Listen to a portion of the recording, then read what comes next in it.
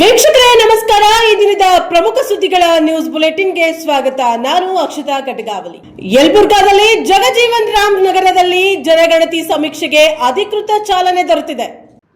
ಯಲಬುರ್ಗಾ ಜಗಜೀವನ್ ರಾಮ್ ನಗರದಲ್ಲಿ ಜನಗಣತಿ ಸಮೀಕ್ಷೆಗೆ ಅಧಿಕೃತ ಚಾಲನೆ.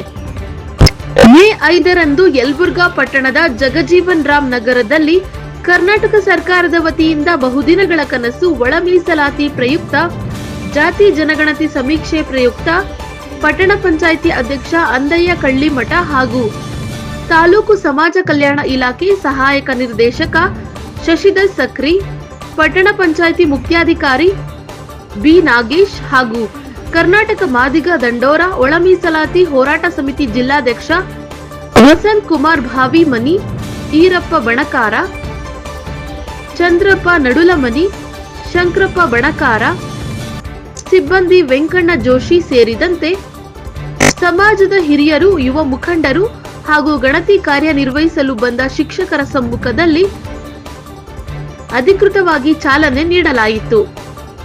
ವರದಿ ಸಿಎ ಆದಿ, ಎನ್ಕೆಎಸ್ ಟಿವಿ4 ಯಲಬುರ್ಗಾ. ಚಾಮರಾಜನಗರದಲ್ಲಿ ಪಾಕಿಸ್ತಾನಿ ಪ್ರಜೆಗಳ ಗಡೀಪಾರಿಗೆ ಒತ್ತಾಯಿಸಿ ರಾಜ್ಯಪಾಲರಿಗೆ ಮನವಿಯನ್ನ ಮಾಡಲಾಗಿದೆ. ಪಾಕಿಸ್ತಾನಿ ಪ್ರಜೆಗಳ ಗಡೀಪಾರಿಗೆ ಒತ್ತಾಯಿಸಿ ರಾಜ್ಯಪಾಲರಿಗೆ ಮನವಿ. ಪಾಕಿಸ್ತಾನಿಗಳನ್ನು ಪತ್ತೆ ಹಚ್ಚುವಲ್ಲಿ ರಾಜ್ಯ ಸರ್ಕಾರ ವಿಫಲ. ಸಿಎಸ್ ನಿರಂಜನ್ ಕುಮಾರ್. ಭಾರತದಲ್ಲಿ ಅಕ್ರಮವಾಗಿ ವಾಸಿಸುತ್ತಿರುವ ಪಾಕಿಸ್ತಾನಿ ಪ್ರಜೆಗಳನ್ನು ಈ ಕೂಡಲೇ ಅವರ ದೇಶಕ್ಕೆ ಗಡೀಪಾರು ಮಾಡಬೇಕು ಎಂದು ಒತ್ತಾಯಿಸಿ ಜಿಲ್ಲಾ ಬಿಜೆಪಿ ಸಮಿತಿ ವತಿಯಿಂದ ನಗರದ ಜಿಲ್ಲಾಡಳಿತ ಭವನದಲ್ಲಿ ಜಿಲ್ಲಾಧಿಕಾರಿ ಶಿಲ್ಪನಾಗ್ ಅವರ ಮುಖಾಂತರ ರಾಜ್ಯಪಾಲರಿಗೆ ಮನವಿ ಸಲ್ಲಿಸಲಾಯಿತು. ಏಪ್ರಿಲ್ 22ರಂದು ಜಮ್ಮು ಕಾಶ್ಮೀರದಲ್ಲಿ ಪಾಕಿಸ್ತಾನದ ನೆರವಿನಿಂದ 26 ಜನ ಅಮಾಯಕ ಭಾರತೀಯರ ಪ್ರಜೆಗಳನ್ನು ಉಗ್ರರು ಧರ್ಮವನ್ನು ಕೇಳಿ ತಿಳಿದು ಗುಂಡಿಕ್ಕಿ ಕೊಂದಿರುವುದನ್ನು ನೋಡಿ ಇಡೀ ದೇಶವೇ ಬಿಚ್ಚಿಬಿದ್ದಿದೆ. ಅತ್ಯಂತ ದಾರುಣವಾದಂತಹ ದಾಳಿಯನ್ನು ಪಾಕಿಸ್ತಾನದ ಬೇಹುಗಾರಿಕಾ ಸಂಸ್ಥೆಯಾದ ಐಎಸ್ಐ ನೆರವಿನಿಂದ ಪಾಕಿಸ್ತಾನ ಸೇನೆ ಇಡೀ ದಾಳಿಯ ಯೋಜನೆಯನ್ನು ರೂಪಿಸಿ ಇಂತಹ ಬರ್ಬರ ಹತ್ಯಾಕಾಂಡವನ್ನು ಅರಗಿಸಿಕೊಳ್ಳಲಾಗದೆ ಇಡೀ ದೇಶ ಅತ್ಯಂತ ದೊಡ್ಡ ಆಘಾತಕ್ಕೊಳಗಾಗಿದೆ ಹಾಗೂ ಜಗತ್ತಿನ ಎಲ್ಲ ದೊಡ್ಡ ಶಕ್ತಿಶಾಲಿ ರಾಷ್ಟ್ರಗಳು ಭಾರತದ ಜೊತೆ ನಿಲ್ಲುವುದಾಗಿ ಘೋಷಿಸಿವೆ. ಪ್ರಧಾನಮಂತ್ರಿಗಳಾದ ಶ್ರೀ ನರೇಂದ್ರ ಮೋದಿಯವರು ಈ ಕೃತ್ಯಕ್ಕೆ ಕಾರಣರಾದವರು ಯಾರೇ ಆಗಿದ್ದಲ್ಲಿ ಜಗತ್ತಿನ ಯಾವುದೇ ಮೂಲೆಯಲ್ಲಿ ಅಡಗಿ ಕುಳಿತಿದ್ರೂ ಅವರನ್ನು ಹಾಗೂ ಅವರಿಗೆ ಪ್ರೇರಣೆ ನೀಡಿದವರ ರುಂಡವನ್ನು ಚೆಂಡಾಡುವುದಾಗಿ ಪ್ರತಿಜ್ಞೆ ಮಾಡಿದ್ದಾರೆ. ಪ್ರಧಾನಿಗಳು ಭಾರತೀಯ ಸೇನಾಪಡೆಗಳಿಗೆ ಸ್ವತಂತ್ರವಾಗಿ ಕಾರ್ಯನಿರ್ವಹಿಸಲು ಮುಕ್ತ ಅನುಮತಿ ನೀಡಿದ್ದಾರೆ. ನಮ್ಮ ಸೇನಾಪಡೆಗಳು ಉಗ್ರರನ್ನು ನಾಶ ಮಾಡೇ ತೀರುತ್ತವೆ ಎಂಬ ದೃಢ ವಿಶ್ವಾಸವಿದೆ. ದೇಶದ ಇಡೀ 140 ಕೋಟಿ ಜನರು ಪ್ರಧಾನಮಂತ್ರಿಗಳು ಹಾಗೂ ಸೇನಾಪಡೆಗಳ ಜೊತೆಗೆ ತೊಡೆ ತಟ್ಟಿ ನಿಂತಿದ್ದಾರೆ. ಈ ದುರ್ಘಟನೆಯ ನಂತರದಲ್ಲಿ ಕೇಂದ್ರ ಸರ್ಕಾರವು ಸಿಂಧು ನದಿ ನೀರಿನ ಒಪ್ಪಂದಕ್ಕೆ ಅತಿಶ್ರೀ ಹಾಡಿ ಐತಿಹಾಸಿಕ ನಿರ್ಣಯ ತೆಗೆದುಕೊಂಡಿರುವುದು ಮಾತ್ರವಲ್ಲದೆ ಪಾಕಿಸ್ತಾನದೊಂದಿಗಿನ ಎಲ್ಲ ರಾಜತಾಂತ್ರಿಕ ಸಂಬಂಧಗಳನ್ನು ಕಡಿತಗೊಳಿಸಿ ಹಾಗೂ ಪಾಕಿಸ್ತಾನಿ ಪ್ರಜೆಗಳಿಗೆ ಭಾರತಕ್ಕೆ ಬರುವ ವೀಸಾ ನಿಲ್ಲಿಸಿದೆ ಹಾಗೂ ನಿಯಮಿತ ಸಮಯದಲ್ಲಿ ಭಾರತದಲ್ಲಿರುವ ಎಲ್ಲ ಪಾಕಿಸ್ತಾನಿ ಪ್ರಜೆಗಳು 24 ಗಂಟೆಗಳೊಳಗೆ ಹಿಂತಿರುಗುವಂತೆ ಕಟ್ಟಾಜ್ಞೆ ಹೊರಡಿಸಿದೆ. ಆದರೂ ಕೂಡ ರಾಜ್ಯ ಸರ್ಕಾರ ರಾಜ್ಯದಲ್ಲಿರುವ ಪಾಕಿಸ್ತಾನಿಗಳನ್ನು ಪತ್ತೆ ಹಚ್ಚುವಲ್ಲಿ ವಿಫಲವಾಗಿದ್ದು ರಾಜ್ಯದಲ್ಲಿ ಪಾಕಿಸ್ತಾನಿಗಳು ಅಕ್ರಮವಾಗಿ ವಾಸ ಮಾಡುತ್ತಿರುವ ಗುಮಾನಿ ಇದೆ. ರಾಜ್ಯ ಸರ್ಕಾರ ರಾಜ್ಯದ ಹಿತದೃಷ್ಟಿಯಿಂದ ಅಂತವರನ್ನು ಪತ್ತೆ ಹಚ್ಚಿ ದೇಶದಿಂದ ಗಡೀಪಾರು ಮಾಡಬೇಕು ಎಂದು ಒತ್ತಾಯಿಸಿದರು.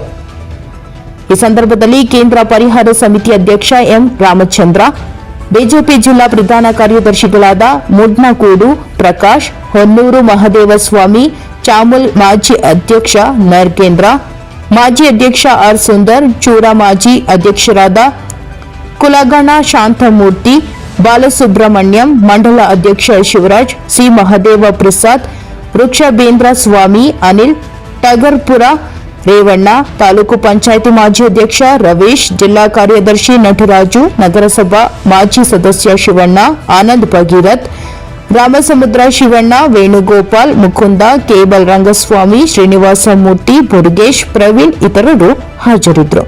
ವರದಿ ಹೋಮ ನಂಜುಂಡ ನಾಯಕ, ಎನ್ಕೆಎಸ್ ಟಿವಿ4 ಚಾಮರಾಜನಗರ. ಚಾಮರಾಜನಗರ ಭಾರತೀಯ ಜನತಾ ಪಾರ್ಟಿ ಈ ದಿನ ಜಿಲ್ಲಾಧಿಕಾರಿಗಳನ್ನ ಭೇಟಿ ಮಾಡಿ ಅವರಿಗೆ ಒಂದು ಮನವಿಯನ್ನು ಕೊಟ್ಟಿದ್ದೀವಿ. ಏನು ಕಾಶ್ಮೀರದಲ್ಲಿ ಧರ್ಮಾಧಾರಿತವಾಗಿ ಉದ್ಭವನೆ ಆಯಿತು, ಬರಬರವಾಗಿ ಹತ್ಯೆಯನ್ನು ಮಾಡಿದ್ರು. ಅದನ್ನ ಇಡೀ ದೇಶದಲ್ಲಿ ಅದನ್ನ ಖಂಡಿಸಿರುವಂತ ಒಂದು ಸಂದರ್ಭದಲ್ಲಿ ನಾವೆಲ್ಲ ಇದ್ದೀವಿ. ನಾವು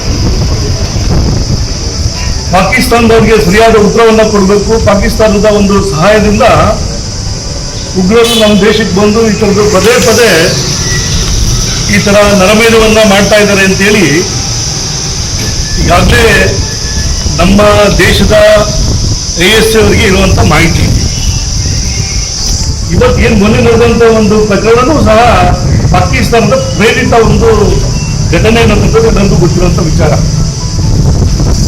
ಹೀಗಾಗಿನೇ ಇಡೀ ದೇಶ ಇದಕ್ಕೆ ಪ್ರತಿಕಾರ ತಗೋಬೇಕು ಅಂತೇಳಿ ದೇಶದ ಜನ ಇದಕ್ಕೆ ಕೇಂದ್ರ ಸರ್ಕಾರಕ್ಕೆ ಒಂದು ತಮ್ಮ ಒತ್ತಾಯವನ್ನ ಮಾಡ್ತಿರುವಂತ ಒಂದು ಸನ್ನಿವೇಶದಲ್ಲಿ ಕೇಂದ್ರ ಸರ್ಕಾರ ಅನೇಕ ಕಟ್ಟುನಿಟ್ಟಿನ ಕ್ರಮಗಳನ್ನ ತಗೊಂಡಿದೆ.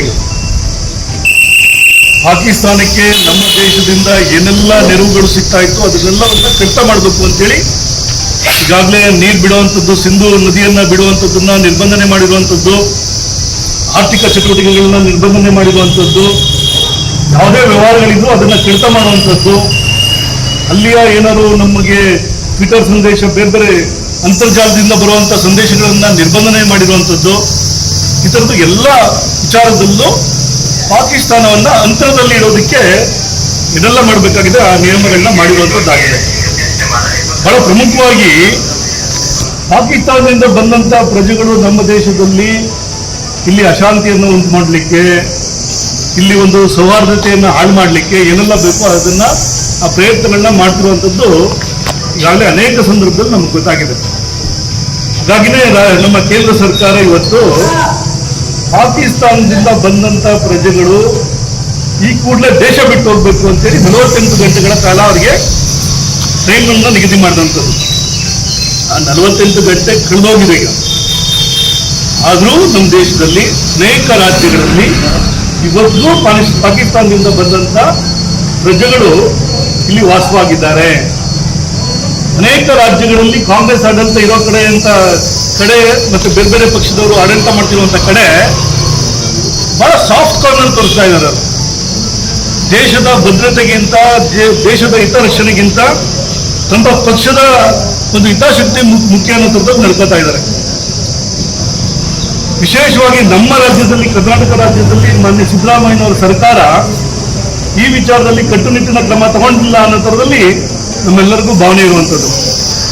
ಈಗಾಗಲೇ ಪಾಕಿಸ್ತಾನದ ಪ್ರಜೆಗಳನ್ನ ಕಳಿಸ್ಬೇಕು ಅಂತ ಕೇಂದ್ರ ಸರ್ಕಾರ ತೀರ್ಮಾನ ಮಾಡಿದ್ರು, ನಮ್ಮ ಕರ್ನಾಟಕ ರಾಜ್ಯ ಸರ್ಕಾರ ಇವತ್ತವರೆಗೆ ಆ ವಿಚಾರದಲ್ಲಿ ಕಟ್ಟುನಿಟ್ಟಿನ ಕ್ರಮ ತಗೊಂಡಿಲ್ಲ.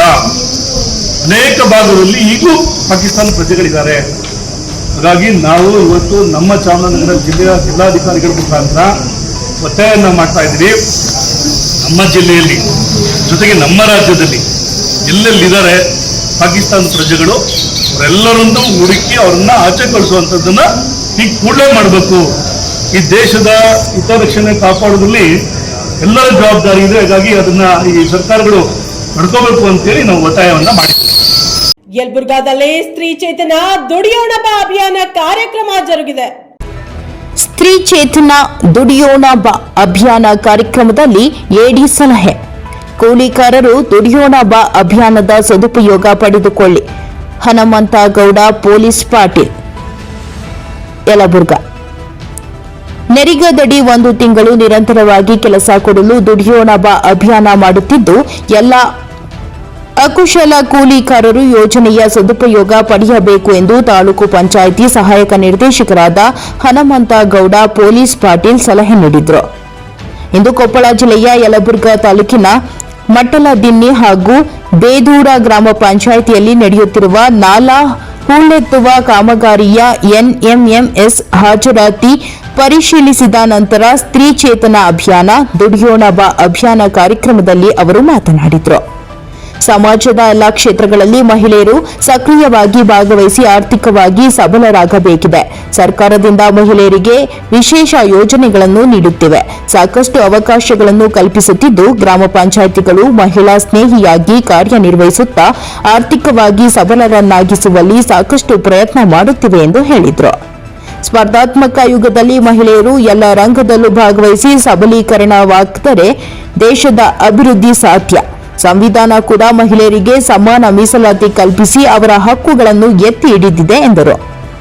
ಕಾರ್ಯಕ್ರಮದಲ್ಲಿ ತಾಲೂಕು ಪಂಚಾಯಿತಿ ತಾಂತ್ರಿಕ ಸಂಯೋಜಕರಾದ ಸಂತೋಷಾನಂದಾಪುರ, ತಾಂತ್ರಿಕ ಸಹಾಯಕರಾದ ಶಿವಕುಮಾರ ಯಾದವ್, ಸಮುದಾಯ ತಾಂತ್ರಿಕ ಸಹಾಯಕರಾದ ಶಿವಶರಣಹಳ್ಳಿ, ಶ್ರೀಕಾಂತ ಸಜ್ಜನ್, ಕಂಪ್ಯೂಟರ್ ಆಪರೇಟರ್ ಈಶಯಜ್ಞ, ಹನುಮಂತ, ಗ್ರಾಮ ಪಂಚಾಯಿತಿ ಸಿಬ್ಬಂದಿ, ಕಾಯಕ ಬಂಧುಗಳು, ಕೂಲಿಕಾರರು ಹಾಜರಿದ್ದರು. ವರದಿ ಸಿಎ ಆದಿ, NKS TV4 ಯಲಬುರ್ಗಾ. ಚಾಮರಾಜನಗರದಲ್ಲಿ ನಗರದ ರಸ್ತೆ ವಿಭಜಕದ ಮಧ್ಯದಲ್ಲಿ ಅಲಂಕಾರಿಕ ಗಿಡ ನೆಡುವ ಕಾರ್ಯಕ್ರಮ ಜರುಗಿತು. ನಗರದ ರಸ್ತೆ ವಿಭಾಜಕದ ಮಧ್ಯದಲ್ಲಿ ಅಲಂಕಾರಿಕ ಗಿಡ ನೆಡುವ ಕಾರ್ಯಕ್ರಮಕ್ಕೆ ಚಾಲನೆ. ನಗರದ ಸಂತೆಮಾರಹಳ್ಳಿ ವೃತ್ತದಿಂದ ರೈಲ್ವೆ ನಿಲ್ದಾಣದ ವೃತ್ತದವರೆಗೆ ಇನ್ನಲ್ ವಿಲ್ ಕ್ಲಬ್ ವತಿಯಿಂದ ರಸ್ತೆ ವಿಭಜಕದ ಮಧ್ಯದಲ್ಲಿ ಅಲಂಕಾರಿಕ ಗಿಡ ನೆಡುವ ಕಾರ್ಯಕ್ರಮಕ್ಕೆ ನಗರಸಭಾ ಪೌರಾಯುಕ್ತ SV ರಾಮದಾಸ್ ಹಾಗೂ ಸಂಚಾರ ಪೊಲೀಸ್ ಠಾಣೆ ಉಪನಿರೀಕ್ಷಕ ಹನುಮಂತ ಉಪ್ಪಾರ್ ಚಾಲನೆ ನೀಡಿದರು. ಕಾರ್ಯಕ್ರಮಕ್ಕೆ ಚಾಲನೆ ನೀಡಿದ ನಗರಸಭಾ ಪೌರಾಯುಕ್ತ NV ರಾಮದಾಸ್ ಮಾತನಾಡಿ, ಇನ್ನರ್ ವಿಲ್ ಕ್ಲಬ್, ರೋಟರಿ ಸಂಸ್ಥೆ, ರೋಟರಿ ಸಿಲ್ಕ್ ಸಿಟಿ, ವರ್ತಕರ ಸಂಘ ಹಾಗೂ ಇತರ ಸಂಘ ಸಂಸ್ಥೆಗಳು ನಗರದ ಸ್ವಚ್ಛತಾ ಅಭಿಯಾನಕ್ಕೆ ಸಹಕಾರ ನೀಡಿದ್ದು ಎಂದು ಇನ್ನರ್ ವಿಲ್ ಕ್ಲಬ್ ವತಿಯಿಂದ ರಸ್ತೆ ವಿಭಾಜಕ ಮೇಲೆ ಅಲಂಕಾರಿಕ ಗಿಡಗಳನ್ನು ನೆಡುತ್ತಿರುವುದು ನಗರದ ಸೌಂದರ್ಯ ವೃದ್ಧಿಸುವ ಜೊತೆಗೆ ಉತ್ತಮ ಆಮ್ಲಜನಕವನ್ನು ನಗರದ ಜನತೆಗೆ ಕೊಡುವ ಕಾರ್ಯಕ್ರಮ ಇದಾಗಿದೆ ಎಂದರು. ಚೇಂಬರ್ ಆಫ್ ಕಾಮರ್ಸ್ ಅಧ್ಯಕ್ಷ ವಿ ಪ್ರಭಾಕರ್ ಮಾತನಾಡಿ, ಜಿಲ್ಲಾಧಿಕಾರಿಗಳು ನಮ್ಮ ಮನವಿಗೆ ಹೋಗೊಟ್ಟು ನಗರದಲ್ಲಿ ಸ್ವಚ್ಛತಾ ಅಭಿಯಾನ ಹಮ್ಮಿಕೊಂಡು ಪ್ರತಿ ಶನಿವಾರ ಸ್ವಚ್ಛತಾ ಅಭಿಯಾನ ನಡೆಸುವ ಮೂಲಕ ನಗರದ ಸ್ವಚ್ಛತೆ ಒತ್ತು ನೀಡಿದ್ದಾರೆ. ಇಂತಹ ಇನ್ನರ್ ವಿಲ್ ಕ್ಲಬ್ ನಗರದ ರಸ್ತೆ ವಿಭಾಜಕ ಮೇಲೆ ಅಲಂಕಾರಿಕ ಗಿಡಗಳನ್ನು ನೆಟ್ಟು ಪೋಷಣೆ ಮಾಡುವ ಕಾರ್ಯಕ್ರಮ ಹಮ್ಮಿಕೊಂಡಿದೆ. ಇದೊಂದು ಅರ್ಥಪೂರ್ಣ ಕಾರ್ಯಕ್ರಮವಾಗಿದೆ ಎಂದರು. ಇನ್ನರ್ ವಿಲ್ ಕ್ಲಬ್ ಅಧ್ಯಕ್ಷೆ ಪೂಜಾ ಮಾತನಾಡಿ, ರಸ್ತೆ ವಿಭಾಜಕ ಮಧ್ಯೆ ಗಿಡ ನೆಡುವುದರಿಂದ ತಂಪು ವಾತಾವರಣ ಇರುತ್ತದೆ. ನಗರದ ಸೌಂದರ್ಯ ವೃದ್ಧಿಯಾಗಿಸುವ ನಿಟ್ಟಿನಲ್ಲಿ ನಮ್ಮ ಸಂಸ್ಥೆಯು ನಗರದ ಸಂತೆಮಾರಹಳ್ಳಿ ವೃತ್ತದಿಂದ ರೈಲ್ವೆ ನಿಲ್ದಾಣ ವೃತ್ತದವರೆಗೆ ರಸ್ತೆ ವಿಭಾಜಕದ ಮೇಲೆ ಅಲಂಕಾರಿಕ ಗಿಡ ನೆಡುವ ಕಾರ್ಯಕ್ರಮ ಹಮ್ಮಿಕೊಳ್ಳಲಾಗಿದೆ. ಮೈಸೂರು, ಮಂಡ್ಯ, ರಾಮನಗರ, ಬೆಂಗಳೂರು ಬೈಪಾಸ್ ರಸ್ತೆಗಳ ವಿಭಾಜಕದ ಮೇಲೆ ಉದ್ದಕ್ಕೂ ನೆಟ್ಟಿರುವ ಅಲಂಕಾರಿಕ ಗಿಡಗಳನ್ನು ನೋಡಿ ಚಾಮರಾಜನಗರದಲ್ಲೂ ಅಂತಹ ತಂಪು ವಾತಾವರಣ ನಗರದ ಸೌಂದರ್ಯೀಕರಣಕ್ಕೆ ಮತ್ತಷ್ಟು ಮೆರುಗು ನೀಡುವ ಸಲುವಾಗಿ ಅಲಂಕಾರಿಕ ಗಿಡ ನೆಡಲಾಗುತ್ತಿದೆ ಎಂದರು. ಈ ಸಂದರ್ಭದಲ್ಲಿ ASIಗಳಾದ ವಿಶ್ವ, ಲಿಂಗರಾಜು, ನಗರಸಭೆ ಹಿರಿಯ ಆರೋಗ್ಯ ನಿರೀಕ್ಷಕ Manjunath, inner will club Upadhya Nandini, Suman, ಸದಸ್ಯರಾದ ಅಮೃತ ಪ್ರಭಾಕರ್, ಚಿತ್ರ ಸುರೇಶ್, ಭಾನುಗೋವಿಂದ, ನಂದಿಸಿ ನಾಗೇಂದ್ರ, ರೋಟರಿ ಸಂಸ್ಥೆ ಅಧ್ಯಕ್ಷ ನಾಗರಾಜು, ಮುಂದಿನ ಅಧ್ಯಕ್ಷ ಕಾಗಲವಾಡಿ ಚಂದ್ರು, ಸದಸ್ಯರಾದ ಅಂಕಾ ಶೆಟ್ಟಿ, ಯೋಗರಾಜ್, ರೋಟರಿ ಸಿಲ್ಕ್ ಅಧ್ಯಕ್ಷ ಮಣಿಕ್ ಚಂದ್ ಸಿರಾವಿ, ಸದಸ್ಯರಾದ ವಿಶ್ವನ್, ಗಿರೀಶ್, ಅಜಯ್ ಇತರರು ಹಾಜರಿದ್ದರು. ವರದಿ ಹೋಮ ನಂಜುಂಡನಾಯಕ, NKS TV4 ಚಾಮರಾಜನಗರ. ಹಣ ಕೊಟ್ರೆ ಮಾತ್ರ ಸರ್ಟಿಫಿಕೇಟ್, ಜನನ ಮರಣ ದೃಢೀಕರಣಕ್ಕೆ ಕೊಡಬೇಕು ಲಂಚ. ತಾಲೂಕು ಕಚೇರಿಯಲ್ಲಿ ಲಂಚಾವತಾರ, ರೈತರ ಆಕ್ರೋಶ. ನಂಜನಗೂಡು. ಹಣ ಕೊಟ್ರೆ ಮಾತ್ರ ಇಲ್ಲಿ ಜನನ ಮತ್ತು ಮರಣ ದೃಢೀಕರಣ ಪತ್ರ ಸಿಗೋದು. ಎಲ್ಲ ದಾಖಲಾತಿ ಇದ್ರೂ ಸಿಗಲ್ಲ ಸರ್ಟಿಫಿಕೇಟ್. ಹಣ ಕೊಟ್ರೆ ಮಾತ್ರ ಬೇಗ ಸಿಗುತ್ತೆ ಸರ್ಟಿಫಿಕೇಟ್. ಅಧಿಕಾರಿಯೊಬ್ಬ ರಾಜಾರೋಷವಾಗಿ ಸಾರ್ವಜನಿಕರಿಂದ ಹಣವನ್ನು ಪಡೆದುಕೊಳ್ಳುತ್ತಿರುವ ವಿಡಿಯೋ ವೈರಲ್ ಆಗ್ತಿದೆ. ನಂಜನಗೂಡು ನಗರದ ತಾಲೂಕು ಆಡಳಿತ ಭವನದಲ್ಲಿರುವ ಜನನ ಮತ್ತು ಮರಣ ಶಾಖೆಯಲ್ಲಿ ಕೇಸ್ ವರ್ಕರ್ಸ್ ಮೋಹನ್ ಎಂಬಾತ ಯಾವುದೇ ರಶೀದಿಯನ್ನು ನೀಡದೆ ಹಣವನ್ನು ಜೇಬಿಗಿಳಿಸುತ್ತಿರುವ ದೃಶ್ಯ ಮೊಬೈಲ್ ವಿಡಿಯೋದಲ್ಲಿ ಸೆರೆಯಾಗಿದೆ. ರೈತ ಸಂಘ ಮತ್ತು ಹಸಿರು ಸೇನೆಯ ರೈತರು ಕಚೇರಿಯಲ್ಲಿ ಕುಳಿತು ಅಧಿಕಾರಿಗಳ ವಿರುದ್ಧ ಆಕ್ರೋಶ ವ್ಯಕ್ತಪಡಿಸಿದ್ದಾರೆ. ಯಾವುದೇ ರಶೀದಿಯನ್ನು ಹಾಕದೆ ಸರ್ಕಾರಕ್ಕೆ ದೋಖಾ ಮಾಡಲಾಗುತ್ತಿದೆ. ಜನನ ಮತ್ತು ಮರಣ ಪತ್ರವನ್ನು ಪಡೆದುಕೊಳ್ಳಲು 100 ರೂ ನಿಂದ 1000 ತನಕ ಕೊಡಬೇಕಂತೆ. ಇಲ್ಲದಿದ್ರೆ ಸರ್ಟಿಫಿಕೇಟ್ ಸಿಗುವುದಿಲ್ಲ ಎಂದು ಅಧಿಕಾರಿಗಳು ಹೇಳ್ತಾರೆ ಅಂತ ರೈತರು ಆರೋಪಿಸಿದ್ದಾರೆ. ಸತ್ತೋದ್ರು ಹುಟ್ಟಿದ್ರು ಸರ್ಟಿಫಿಕೇಟ್ ತೆಗೆದುಕೊಳ್ಳೋಕೆ ಇಲ್ಲಿ ಲಂಚ ಕೊಡಲೇಬೇಕು. ಮೋಹನ್ ಎಂಬ ಅಧಿಕಾರಿ ಹಣವನ್ನು ತೆಗೆದುಕೊಳ್ಳುತ್ತಿರುವುದನ್ನು ಮೊಬೈಲ್ ಮೂಲಕ ವಿಡಿಯೋ ವೈರಲ್ ಆಗಿದೆ. ಹಣ ತೆಗೆದುಕೊಂಡ್ರೆ ಕಡ್ಡಾಯವಾಗಿ ರಸೀದಿ ಕೊಡಬೇಕು. ಆದರೆ ಯಾವುದೇ ರಸೀದಿಯನ್ನು ಕೊಡದೆ ಅಧಿಕಾರಿಗಳು ಹಣವನ್ನು ತೆಗೆದುಕೊಂಡು ಸರ್ಟಿಫಿಕೇಟ್ ನೀಡುತ್ತಾರೆ. ತಾಲೂಕು ಕಚೇರಿಯಲ್ಲಿ ದುಡ್ಡು ಕೊಟ್ಟರಷ್ಟೇ ಕೆಲಸ ಆಗುತ್ತದೆ, ಇಲ್ಲ ಅಂದ್ರೆ ಯಾವುದೇ ಕೆಲಸಗಳು ಆಗುವುದಿಲ್ಲ. ತಾಲೂಕು ಕಚೇರಿಯಲ್ಲಿ ಭ್ರಷ್ಟಾಚಾರ ತುಂಬಿ ತುಳುಕುತ್ತಿದೆ. ಅಧಿಕಾರಿಗಳ ವರ್ತನೆ ಮಿತಿ ಮೀರಿದೆ. ತಹಶೀಲ್ದಾರ್ ರವರ ಮಾತಿಗೂ ಅಧಿಕಾರಿಗಳು ಕ್ಯಾರೆ ಎನ್ನುತ್ತಿಲ್ಲ. ಸಾರ್ವಜನಿಕರ ಕೆಲಸ ಕಾರ್ಯಗಳು ವರ್ಷ ಕಳೆದರೂ ಆಗುವುದೇ ಇಲ್ಲ. ಕ್ಷೇತ್ರದ ಶಾಸಕರಾದ ದರ್ಶನ್ ಧ್ರುವ ನಾರಾಯಣ್ ಇವರು ಇಂತಹ ಭ್ರಷ್ಟಾಚಾರ ಅಧಿಕಾರಿಗಳದ್ದು ತಾಲೂಕಿನಿಂದ ಗೇಟ್ ಪಾಸ್ ಕೊಡಬೇಕು. ಸಾರ್ವಜನಿಕರಿಂದ ಹಣವನ್ನು ಲೂಟಿ ಮಾಡುತ್ತಿರುವ ಅಧಿಕಾರಿಯ ವಿರುದ್ಧ ಸೂಕ್ತ ಕ್ರಮ ಕೈಗೊಳ್ಳಬೇಕು ಎಂದು ರೈತರು ಆಕ್ರೋಶ ವ್ಯಕ್ತಪಡಿಸಿದ್ದಾರೆ. ವರದಿ ಜಯಶಂಕರ್, NKS TV4, ನಂಜನಗೂಡು. ತಹಶೀಲ್ದಾರ್ ಕಚೇರಿ ಜನನ ಮತ್ತು ಮರಣ ಶಾಖೆ ಸ್ವತದವ್ರಿಗೂ ಸರ್ಟಿಫಿಕೇಟ್ ಕೊಡ್ತಾರ, ಹುಟ್ಟಿದವ್ರಿಗೂ ಸರ್ಟಿಫಿಕೇಟ್ ಕೊಡ್ತಾರ. ಹುಟ್ಟಿದವ್ರು ಸರ್ಟಿಫಿಕೇಟ್ ತಗೋಬೇಕು, ಅದು ದುಡ್ಡು ಕೊಡ್ಬೇಕಂತ, ಸ್ವತದವ್ರು ತಗೋಬೇಕು, ದುಡ್ಡು ಕೊಡ್ಬೇಕಂತ. ದುಡ್ಡ ಇಸಿ ಜೋಗ್ಬೇಕಂತ ಇದ್ರು. ಅದನ್ನ ವಿಡಿಯೋನು ಮಾಡಿದೆ. ಯಾಕಪ್ಪ ನೀನು ದುಡ್ಡು ಇಸ್ಕೊತಾ ಇದೆಯಲ್ಲ, ಇದು ಏನಕ್ಕೆ ಇದ್ದಾಗ ಫೀಜು ಅಂದ್ರು. ಫೀಜ್ ಆದ್ಮೇಲೆ ಸರ್ಕಾರದ ನಿಯಮಾನುಸಾರವಾಗಿ ಅದಕ್ಕೆ ರೆಸಿಪ್ಟ್ ಹಾಕ್ಬೇಕಲ್ವಾ, ರಸೀದಿ ಕೊಡ್ಬೇಕಲ್ವಾ ಅಂತ ಕೇಳಿದೆ. ಇಲ್ಲ ನಾವು ಒಂದ್ಸತಿ ಹಾಕತ್ತೀವಿ. ಅದೇ ಕೂಡ ನಾನು ತಹಶೀಲ್ದಾರ್ಗೆ ನಾನು ದೂರವಾಣಿ ಮುಖಾಂತರವಾಗಿ ಸಂಪರ್ಕ ಮಾಡಿದೆ.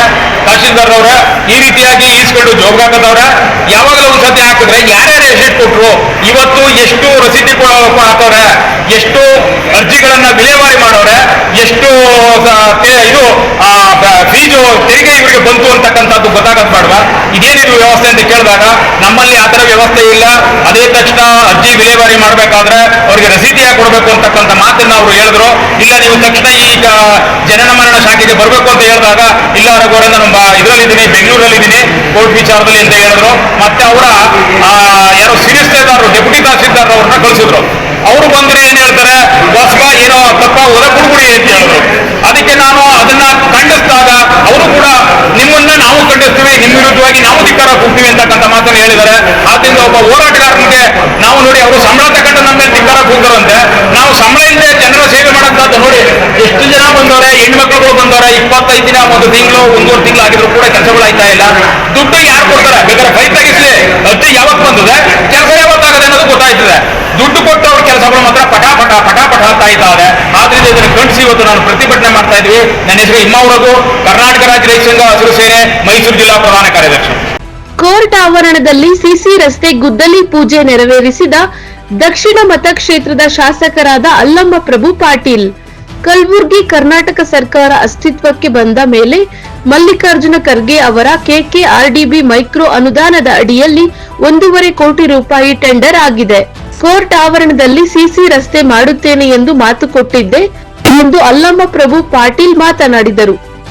ಇದೇ ಸಂದರ್ಭದಲ್ಲಿ ಗುಲ್ಬರ್ಗಾ ನ್ಯಾಯವಾದಿಗಳ ಸಂಘದ ಶ್ರೀ SV ಪ್ರಸಾರ್ ಮಹಾಗಾಂವ, ಭೀಮಾಶಂಕರ L ಪೂಜಾರಿ ಉಪಾಧ್ಯಕ್ಷರು, SB ವಾಡಿ ಪ್ರಧಾನ ಕಾರ್ಯದರ್ಶಿಗಳು, ಉಪಾಧ್ಯಕ್ಷರು ಆರತಿ M ರಾಥೋಡ್, ಸುಧೀರ C ಗಾದಗೆ ಜಂಟಿ ಕಾರ್ಯದರ್ಶಿಗಳು, ಬೆಪ್ಪ S ಅರಮನಿ, ಕಾರ್ಯ ಸಮಿತಿಯ ಸದಸ್ಯರು ಮಂಜುನಾಥ G ಪಾಟೀಲ್, ದೇಶ M ಕೊಳ್ಳಿಪ್ಪ A ಕನ್ನಡಗಿ, ಹೆಬೂಬ I ದಫೇದಾರ, J Shivasharanappa, Shivaraj ಬಾಜೇನೂರ, Shrimati Bhagirathi Ramalingappa, Shrimati Sarojini Nagamurthy ಪಂಚಾಳ್, Shrimati Sangeetha K Poojary.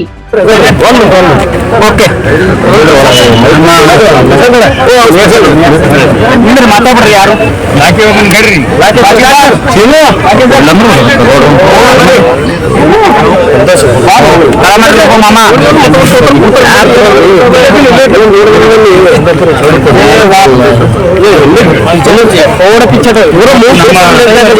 Karnataka ಸರ್ಕಾರ ಅಸ್ತಿತ್ವದಲ್ಲಿ ಬಂದ ಮೇಲೆ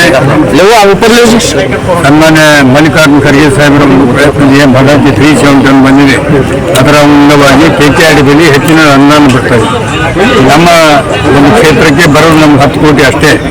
ಬೇರೆ ತಾಲೂಕಾದ್ರೆ 100 ಕೋಟಿ ಕೊಟ್ಟರು. ನಾವು ಅದರಲ್ಲಿ ಮಾತು ಕೊಟ್ಟಿದ್ದೀವಿ ನಿಮಗೆ. ನಾವು ಚುನಾವಣೆಯಲ್ಲಿ ಬಂದಾಗ, ಕೋರ್ಟಿಗೆ ಬಂದಾಗ ನೀವೆಲ್ಲ ಇದು ರಸ್ತೆ ಪರಿಸ್ಥಿತಿ ನೋಡಿದಾಗ ನಾನು ಚುನಾವಣೆಯಲ್ಲಿ ಆರಿಸಿ ಬಂದರೆ ಇದು 100% ನಾನು ರಸ್ತೆ ಮಾಡಿಸ್ತೀನಿ ಅಂತಕ್ಕಂಥ ಮಾತನ್ನು ಹೇಳಿದ್ವಿ.